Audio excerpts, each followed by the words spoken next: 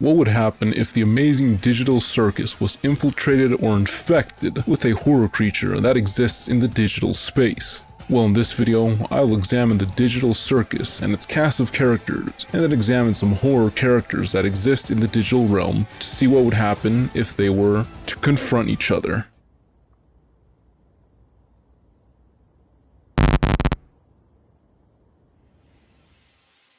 The Amazing Digital Circus is a 3D animated show which follows the characters Pomni, Jax, Ragatha, Zubul, Kinger, and Gangle as they struggle with their sanity because they are trapped in a digital world controlled and monitored by the AI Kane. Not much is revealed about how the Digital Circus really works as of the recording and editing of this video because the show is still in progress. But what is known is that the Digital Circus is a game in which the AI Kane has full control over, from NPCs, environments, and maybe even the minds of the characters, which are actual humans, but their minds are in the game.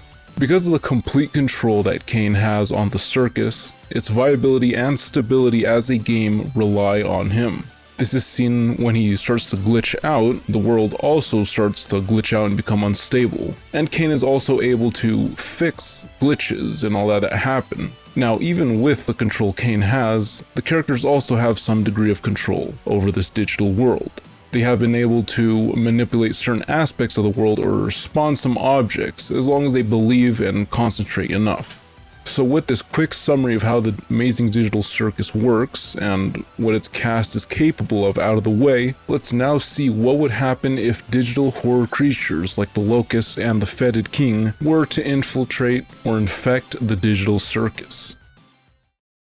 The Locust is a Dr. Nowhere creature from the TOE series. It is a bizarre creature with a grotesque pale face with either a black gangly body or a peach-colored robotic-type body. In this series, this creature tries to video call its victims, so it can then talk to them and eventually break through the screen to enter the physical world and attack them. To try and succeed with this, it usually plays a friendly childlike facade to try and bait the person into answering the video call. When it succeeds in doing so and gets out of the screen into the physical world, it is able to move around freely as it looks for and chases the victim. Once it finds the person, it will take out their organs without leaving any traces or signs of harm to the body. Not much is revealed about how it traverses the digital space, but it is at least able to access networks and travel through the internet with how it can enter chat rooms to then communicate with potential prey. The only real way to survive it is by not texting it back once it starts to target you, or at the very least, not answering its video calls. But what would happen if the Locust were to find its way into the place where the Digital Circus is being hosted? Well, first, it has to be assumed that it can enter inside certain apps and games and interact with it. Then it has to be assumed that it could take a form in the digital world. So, assuming all of this is possible, the Locust would first try and prompt a video call with the characters, which would be unable to accept or deny it because they are currently stuck in the game. After this, the Locust would try to enter the Digital Circus, and upon entering the Digital Circus, it would wander around the strange world looking for other NPCs or people, because it can't differentiate them. Upon seeing the characters, the Locust will act friendly and childlike, trying to bait them to come closer or to interact with it. The characters will think this is some sort of creepy NPC from Kane, and might just ignore it, or maybe interact with it. Either way, the Locust can't do very much. This is because it is not shown to be able to infect software like a virus, so it can't damage the circus or glitch it.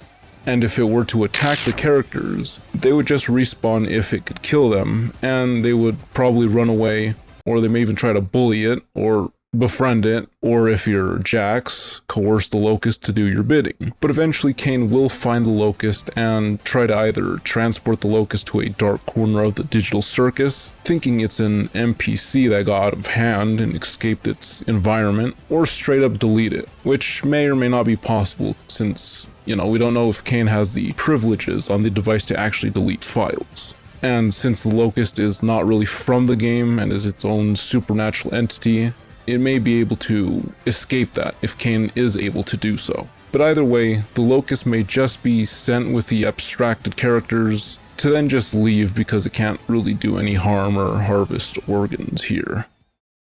The Fetid King, a Trevor Henderson creature that starts as a computer virus that can infect several different types of devices, to then start to glitch and create several images of itself, as well as cryptic text files, as it slowly destroys and corrupts the device. After this virus runs its course and destroys the device, it will then attack and kill the victim in a way that is not really known. It is theorized, though, that it either does so in some sort of ethereal way, or it physically manifests to attack. Either way, there is no way to really get rid of it or delete the virus once it starts, because of its digital omniscience, which allows it to outsmart the person and programs that may try to delete it or prevent it from going through with infecting the computer.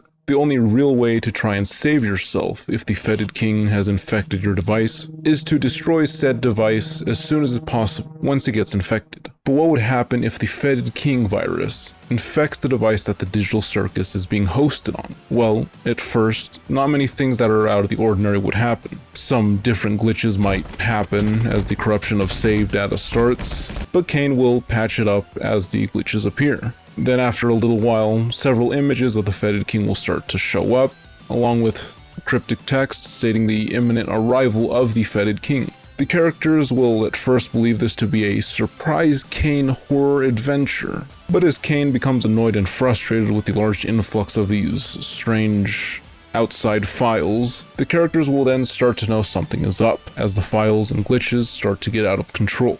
Kane may try his hardest to delete what is causing this, but the Fetid King would be able to outplay and hide from Kane because it is digitally omniscient, which allows it to go through files and just pretty much prevent anybody from deleting it. And again, this is assuming Kane has full administrator privileges to the device and is in fact able to delete files. And another thing is that the Fetid King is actually also supernatural, which adds on to the impossible task it is to actually get rid of it on a computer. But as the virus is nearing its last few stages, Kane will start to tweak out and malfunction. The world starts to break, the characters are affected and they start to go mad as everything around them starts to corrupt and die, as their minds also start to corrupt and go. All until the Digital Circus and the device it is hosting on stops working. Once this happens, the humans that were each of the characters, they may just come back to consciousness with a heavily damaged mind and a bunch of trauma for what they just experienced, or their minds might die along with the program, depending on how connected they were to the game. Either way, the Fetid King will get to them and terminate them, just like it did with the Digital Circus. And this is even more true since the Fetid King is a patron saint in the Trevor Henderson extended monster universe, meaning it has some reality warping powers, which make it even more formidable as a weird digital creature.